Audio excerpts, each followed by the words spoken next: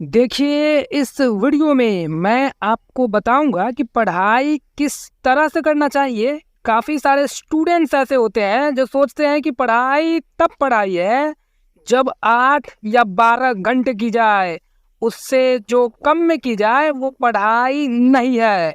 लोग बकायदा time table बनाते हैं कि यार ऐसे करके चलेंगे ना तो हम एक दिन में 8 घंटे पढ़ लेंगे, या ऐसे करके चलेंगे तो 12 घंटे पढ़ लेंगे। पर जब कोई भी व्यक्ति इस तरह से पढ़ाई करने की कोशिश करता है तो रिजल्ट ये होता है। और ऐसा इसलिए होता है कि इंसान की जो दिमाग की कैपेसिटी है वो 4 या 5 घंटे की ही है, उससे ज़्यादा की नहीं है। मतलब आप यदि पूरी एकाग्रता से पढ़े तो 4 या ज़्यादा से ज़्यादा 5 घंटे ही पढ़ सकते हैं, उससे ज़्यादा नहीं पढ़ सकते। अब इसकी वजह भी समझ लीजिए। हमारा जो दिमाग है वो हमारे आसपास में जितनी भी चीज़ें हो रही होती है उस सब की इंफॉर्मेशन लेता रहता है और लगातार प्रोसेस करता रहता है। खुशबू आ रही है, मम्मी ना ये बना रही होगी। गाड़ी की आवाज़, पापा आ गए। मोबाइल वाइब्रेट हो रहा है, मैसेज आया होगा। तो दरअसल ये जो है मन का सहज स्वभाव है, हर चीज़ पर ध्यान देना, हर इंफॉर्मेशन को प्रोसेस करना और हमें बताना कि ये हो रहा है। अगर एक जंगल में आज़ाद घूमने वाले शेर को एक छोटी सी चेन से बांध दिया जाए तो वह पूरी कोशिश करेगा वहाँ से निकलने की, और इसलिए दिमाग थक जाता है। दूसरी चीज़, जब हम कुछ सीख रहे होते हैं हम असल में अपने दिमाग के सेलुलर स्ट्रक्चर में चेंज कर रहे होते हैं। जो भी हम नई चीज़ सीख रहे होते हैं असल में हमारा दिमाग दिमाग में मौजूद किसी पुरानी चीज़ से उसको एसोसिएट कर रहा होता है। दिमाग उस चीज़ को एसोसिएट करने के लिए नए नए पाथवेज बनाता है। तो आप एक समय में कितनी चीज़ याद रख सकते हो वो पूरा आपके दिमाग की रैम पर डिपेंड करता है। 1 GB के रैम पर 16 GB का डाटा डाल दिया जाए तो सिस्टम हैंग हो जाएगा। तो बजाय ये पूछने के कि कितने घंटे पढ़ना चाहिए, असल में ये पूछा जाना चाहिए कि कैसे पढ़ना चाहिए। देखिए, थोड़ा थोड़ा करके हाथी भी खाया जा सकता है। आप किसी भी ब्रांच के स्टूडेंट हैं, सबसे पहले आप जिन किताबों से पढ़ने वाले हैं उन सभी किताबों के पेजेस गिन लीजिए। एक सेमेस्टर 6 महीने का होता है, मतलब 180 दिन हो गए। इसको डिवाइड कर दीजिए और आपको पता चल जाएगा कि पूरे कोर्स को ख़त्म करने के लिए आपको 11 पेजेस हर रोज पढ़ना पड़ेगा। अब केवल पढ़ने की बात कर रहा हूँ मैं। 11 पेजेस आराम से 1 घंटे में पढ़ा जा सकता है। यानी अगर आप रोज 1 घंटे पढ़ रहे हो तो आपका कोर्स 6 महीने में ख़त्म हो जाएगा। आप 2 घंटे पढ़िए, आपका कोर्स 2 बार हो जाएगा। 3 घंटे पढ़िए, 3 बार हो जाएगा। और अगर आप 4 घंटे पढ़ते हैं आपका कोर्स 4 बार हो जाएगा। और 4 बार अपना कोर्स पढ़कर एग्ज़ाम हॉल में बैठते हैं तो आपको सोचना नहीं पड़ेगा, आपका पेन अपने आप चलेगा। अगर आप किसी स्कूल या फिर कॉलेज के स्टूडेंट हैं तो आप 5 साल के क्वेश्चन पेपर और सिलेबस को 5 बार पढ़ लो, आपको इंटरनल चॉइस समझ में आ जाएगी। देखिए, एक यूनिट में आमतौर पर 2 या 3 चैप्टर्स होते हैं। जब भी एग्ज़ाम होगा एक यूनिट के दोनों चैप्टर से क्वेश्चन आएंगे और उसमें चॉइस होगी। तो बजाय एक यूनिट के दोनों चैप्टर्स करो, आप एक चैप्टर छोड़ सकते हो, क्योंकि वो तो चॉइस में आएगा। अगर एक यूनिट में 3 चैप्टर है, 2 कर लो, एक छोड़ दो। यानी हमने जो 2000 पेजेस गिने थे उसमें से 1000 पेजेस तो इंटरनल चॉइस में आएंगे। यानी भले ही आपको उसका आंसर मालूम हो, आप नहीं लिख सकते उसका आंसर। यानी इसका मतलब ये हुआ कि आप किसी भी ब्रांच के स्टूडेंट हो, आप आधा कोर्स आराम से छोड़ सकते हैं। अब फिर से गणित लगाते हैं।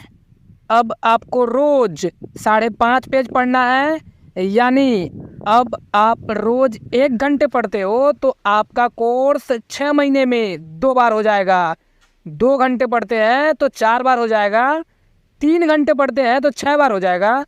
और अगर आप 4 घंटे हर रोज पढ़ते हैं तो आपका पूरा कोर्स 8 बार रिवीजन हो जाएगा।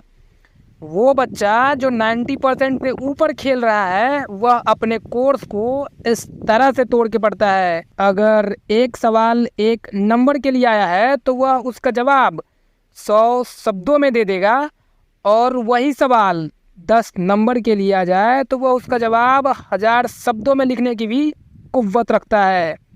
क्यों? क्योंकि वह अपने सब्जेक्ट को पानी की तरह पी चुका है।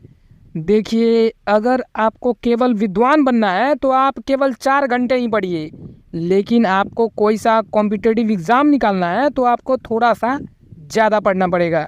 लेकिन अगर आपको केवल 4 घंटे ही पढ़ना है तो हर 50 मिनट पढ़ाई करने के बाद आपको 10 मिनट का ब्रेक लेना चाहिए, और उस ब्रेक में कोई फिजिकल एक्टिविटी करनी चाहिए।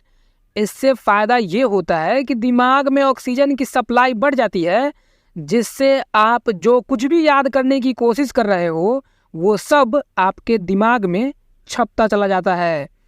पर आप किसी कॉम्पिटिटिव एग्ज़ाम की तैयारी कर रहे हो तो यकीनन आपको 4 घंटे से ज़्यादा पढ़ाई करनी पड़ेगी।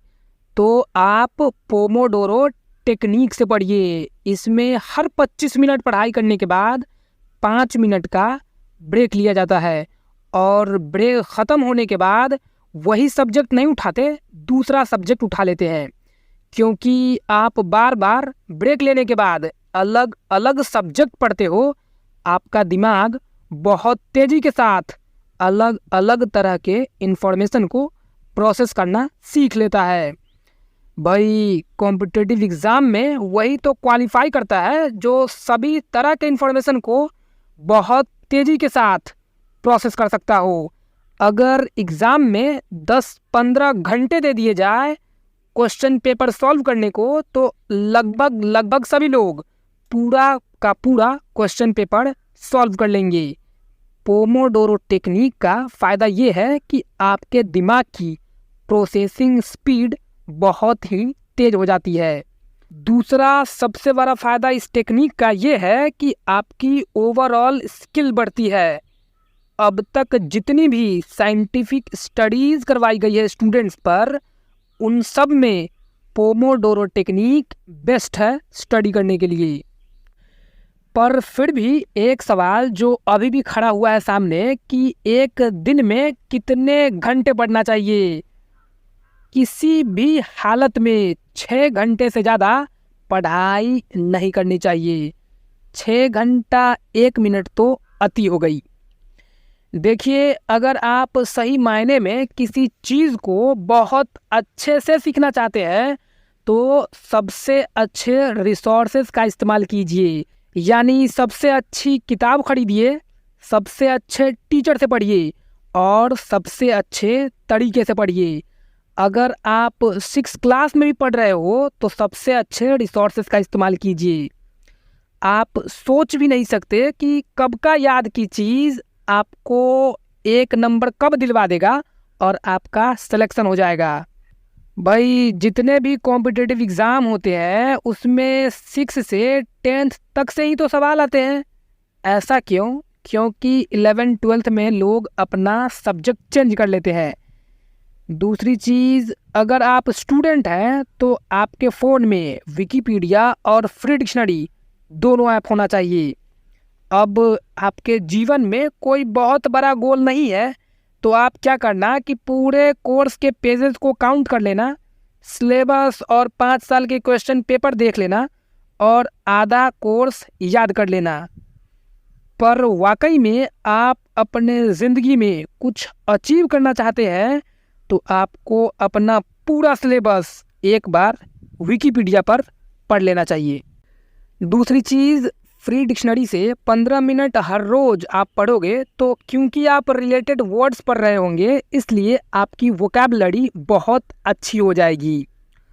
अगर कोई भी स्टूडेंट इन दोनों ऐप का नियमित अध्ययन करे, विकिपीडिया और फ्री डिक्शनरी का, वो बंदा जहाँ पर खड़ा हो जाएगा ना वहीं सवेरा हो जाएगा। जब भी आप पढ़ाई करो उन चीज़ों को दूर कर दीजिए जिनसे आपका ध्यान जरा सा भी भटक सकता है। जब पढ़ाई करने बैठो सबसे पहला काम अपने फ़ोन का एयरप्लेन मोड ऑन कर दो या फ़ोन को कम्प्लीटली साइलेंट कर दो, do not disturb mode on करके।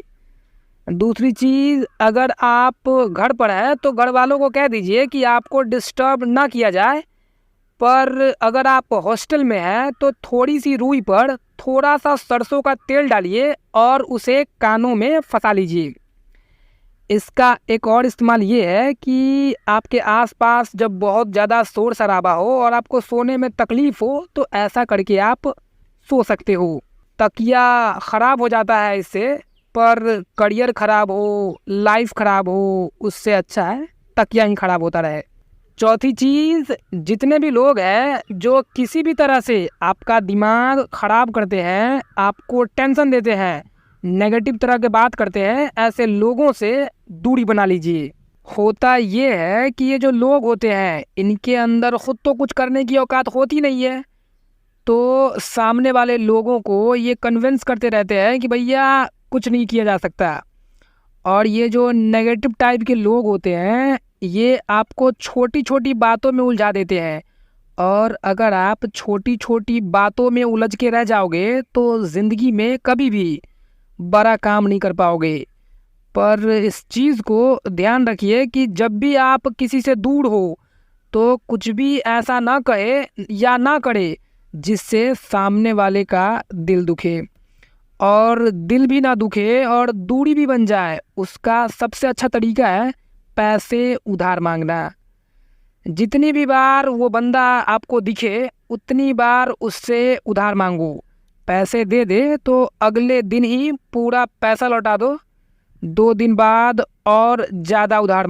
अधिक से अधिक 1 महीना लगता है इस टेक्निक में, वो बंदा खुद ही आपकी ज़िंदगी से निकल कर चला जाता है। नुकसान सिर्फ इतना है कि लोग आपके बारे में धारणा बना लेते हैं कि आप भिखमंगे हो। ऐसा मैंने इसलिए कहा क्योंकि आप ज़्यादातर लोगों से उधार मांगोगे, क्योंकि ज़्यादातर लोग नेगेटिव होते हैं। अभी आपके बारे में कोई कुछ भी कह रहा हो, कुछ भी सोच रहा हो, उनकी बात पर बिल्कुल भी ध्यान मत दो। थोड़े समय के बाद जब आप अपना करियर बना लोगे, कुछ अचीव कर लोगे, तो इन चीज़ों का कोई मतलब नहीं रह जाएगा फिर। 5वीं चीज़, अगर आप बहुत अच्छे से पढ़ाई करना चाहते हो तो आपकी हेल्थ एकदम सही होनी चाहिए। रोज़ एक्सरसाइज करिए, अनुलोम विलोम जो है स्टूडेंट्स के लिए बहुत अच्छा होता है। आंवले का मुरब्बा खाइए, और वो ना मिले तो आंवला को किसी न किसी रूप में खाइए। स्टूडेंट्स को आंवला खाना ही खाना चाहिए। स्प्राउट्स यानी कि अंकुरित आहार, ये सभी स्टूडेंट्स को खाना चाहिए, क्योंकि स्प्राउट्स में सारे मैक्रो एंड माइक्रो न्यूट्रिएंट्स मिल जाते हैं और भरपूर मात्रा में मिल जाते हैं। पढ़ते रहो और बीच बीच में चढ़ते रहो। और इस चीज़ को भी समझ लीजिए कि काजू, बादाम और अखरोट में भी इतने मैक्रो और माइक्रो न्यूट्रिएंट्स नहीं होते हैं जितने कि स्प्राउट्स में पाए जाते हैं। 6 से 8 घंटे रोज़ सोना चाहिए। इन 5 चीज़ों का आप यदि ख्याल रखोगे तो आपका हेल्थ यानी स्वास्थ्य कभी ख़राब नहीं होगा। अब कभी कभी ऐसा भी होता है कि हमारा पढ़ने लिखने में मन नहीं लगता, और बहुत सारे स्टूडेंट्स का तो परेशानी यही है कि उनका पढ़ाई में मन नहीं लगता। मन लगाने का केवल एक तरीका है। आप क्या करो कि एक बड़े से कागज़ पर मोटे मोटे अक्षरों में लिखो कि मैं क्यों पढ़ाई कर रहा हूँ, और उसको स्टडी टेबल पर इस तरह से रखो कि उस पर आपका नज़र पड़ती रहे। या फिर क्या करो आपकी उस कागज़ को आप जहाँ सोते हो उसके सामने वाले दीवार पे चिपका दो, ताकि आप जब सोने जाओ, जब भी आप बेड पे रहो तो आपको वो नज़र पड़ती रहे। थोड़े से दिनों में यानी लगभग 1 महीने में ये जो चीज़ है आपके सबकॉन्शियस में चली जाएगी और आपका मन लगने लग जाएगा। दूसरी चीज़, दुनिया में जितने भी लोग महान बने हैं उन सभी ने अपने जीवन का एक लक्ष्य निर्धारित किया, फिर उन्होंने ये निश्चित किया कि इस लक्ष्य को प्राप्त करने के लिए उनको क्या क्या करना पड़ेगा, और जो कुछ भी करना पड़ा उन्होंने किया, भले ही उनका मन लगता था या नहीं लगता था उस काम में।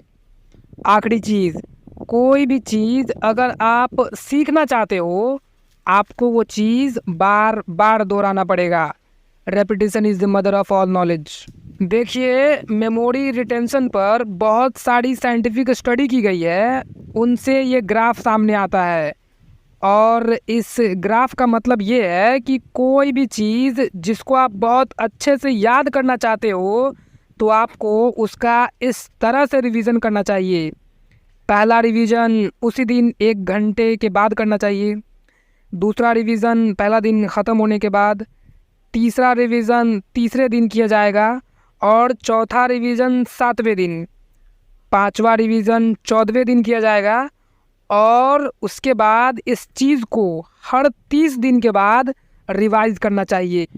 अब इस तरीके की सबसे बड़ी खूबसूरती ये है कि आपको कहीं भी कुछ भी याद करने को नहीं कहा जा रहा। जितने भी टाइम इंटरवल्स बताए गए हैं उतने टाइम इंटरवल्स पे आप उस चीज़ को पढ़कर देख लो और आपको सब कुछ याद होता चला जाएगा।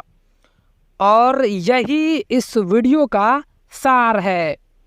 आप कभी भी कुछ भी पढ़ो तो याद करने की कोशिश मत करो, आप केवल पढ़ो और नियमित समय पर उस चीज़ को रिवाइज करते चले जाओ और आप उस चीज़ को पूरी समग्रता के साथ सीख लेंगे। और यही किसी भी चीज़ को याद करने का टाइम एफिशिएंट और परमानेंट तरीका है। इसके साथ मैं अपनी बात ख़त्म करता हूँ। आपने मुझे इतना समय दिया, थैंक यू वेरी मच।